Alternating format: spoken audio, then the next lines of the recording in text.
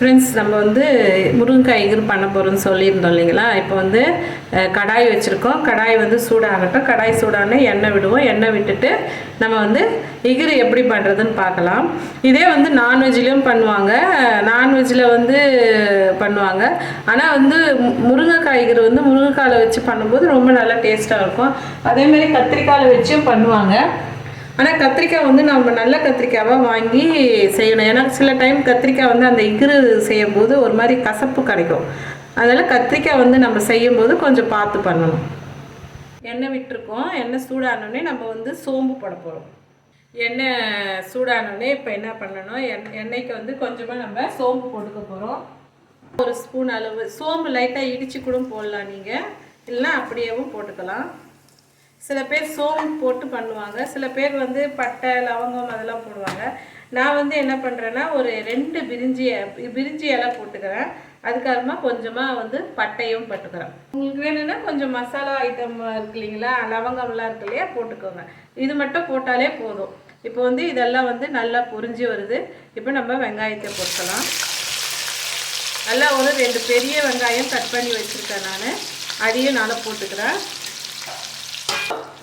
நம்ம வந்து இதெல்லாம் நல்லா வந்து வெங்காயம் வந்து வதங்கி வரணும். நல்லா வதங்கட்டும். வெங்காயம்லாம் நல்லா வதங்கின பிறகு நம்ம இஞ்சி பூண்டு பேஸ்ட்டு இதில் சேர்க்க போகிறோம்.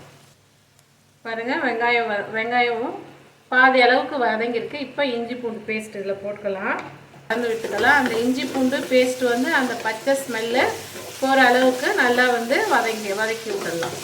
வந்து அந்த பச்சை ஸ்மெல்லு போகணும். இது வந்து கொஞ்சம் நல்லா திக்காக வச்சா நம்ம வந்து தோசை, அதுக்கப்புறம் இட்லி கூட வச்சு சாப்பிடலாம், நல்லாயிருக்கும் முருங்கைக்காய் இகுரு.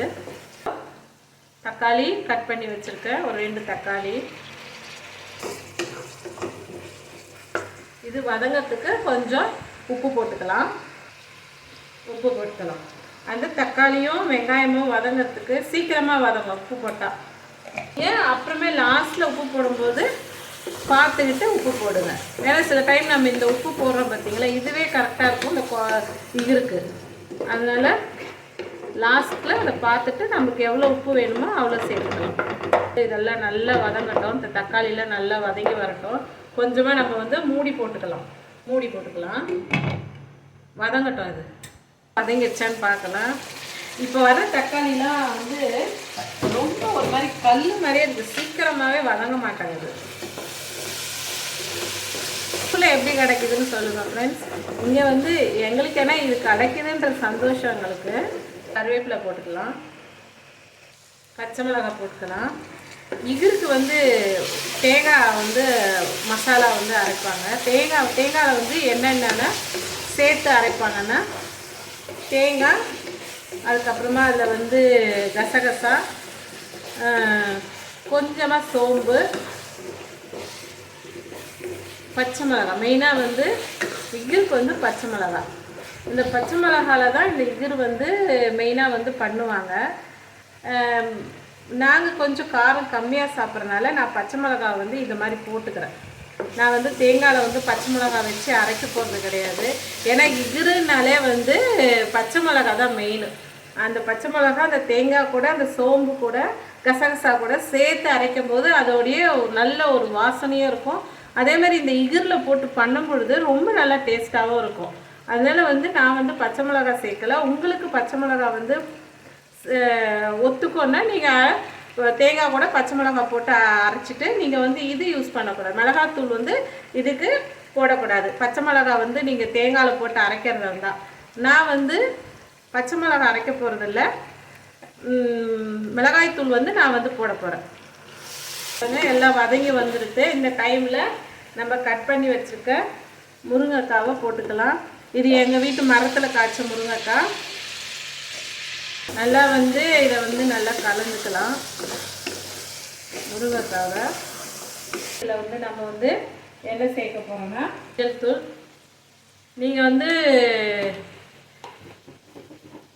பச்சை மிளகாய் போட்டு காரம் போடுறதா இருந்தால் நீங்கள் வந்து மஞ்சள் தூள் மட்டும் போட்டு தண்ணி ஊற்றி வேக வச்சு அதுக்கப்புறம் தேங்காய் வந்து சேர்த்துக்கோங்க. மிளகாய்த்தூள் போடுறேன். காரத்துக்கு ஏற்ற மாதிரி போட்டிருக்கேன் நான். இதை இப்படியே வந்து கொஞ்சோண்டு தண்ணி தெளித்து அப்படியே முருங்கைக்காய் தொக்கா கூட பண்ணிக்கலாம். தண்ணி விட்டுக்கலாம்.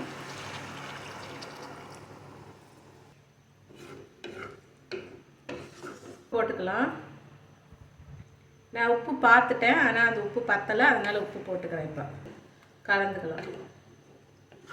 இதை வந்து மூடி போட்டு முருங்கைக்காய் வெந்த பிறகு இதில் வந்து நம்ம தேங்காய் அரைச்சி நம்ம வந்து அந்த தேங்காய் விழுது வந்து இதில் சேர்க்கலாம். தேங்காயில் வந்து கொஞ்சமாக சோம்பு, கசகசா இருந்தால் போட்டுக்கோங்க.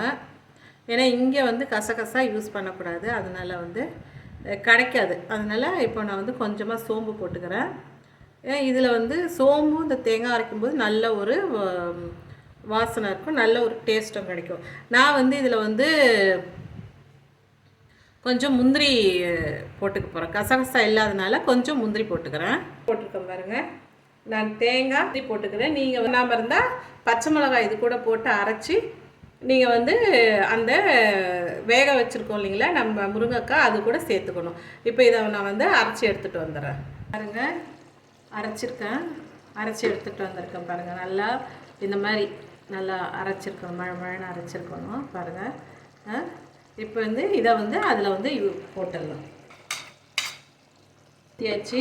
அந்த இது நீங்கள் வந்து மிளகாத்தூள் யூஸ் பண்ணாமல் நீங்கள் வந்து வெறும் தேங்காய் பச்சை மிளகாய் போட்டு அரைச்சி ஊற்றும் போது நல்ல ஒரு வெள்ளை கலரில் நம்ம மட்டனில் சிக்கன்லலாம் பண்ணுவோம் இல்லைங்களா, ஒயிட் குருமானிட்டு, அதே மாதிரி அந்த குருமா மாதிரியே இருக்கும்.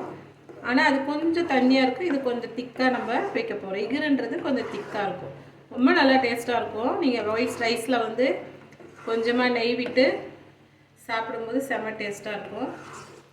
தண்ணியெல்லாம் ஊற்றிட்டேன், நல்லா வந்து கலந்து விட்டாச்சு. உப்பெல்லாம் கரெக்டாக இருக்குது. இப்போது மூடி போட்டு கொதிக்க விட்டுடலாம். ரொம்ப நேரம் தேங்காய் போட்டு கொதிக்க விடக்கூடாது. கொஞ்சம் லைட்டாக கொதிச்சு வந்தோடனே நம்ம கொத்தமல்லி போட்டு இறக்கிடலாம். பாருங்கள், கொதிக்குது பாருங்கள், கொதிச்சுட்டு ரொம்ப சிம்பிள் தான், டக்குன்னு முடிஞ்சிடும். இகுரு மேலே வந்து கொத்தமல்லி வந்து போட்டுக்கோங்க, போட்டு கலந்து விட்டுருங்க. சூப்பரான ஒரு முருங்கைக்காய் இகுரு, ரொம்ப நல்லா டேஸ்ட்டாக இருக்கும். இது வந்து தோசை, இட்லி, ஒயிட் ரைஸு, ஆப்பத்து கூட வச்சு சாப்பிட்லாம். இடியாப்பம், ஆப்பத்து கூட ரொம்ப நல்லா டேஸ்ட்டாக இருக்கும். ட்ரை பண்ணி பாருங்கள்.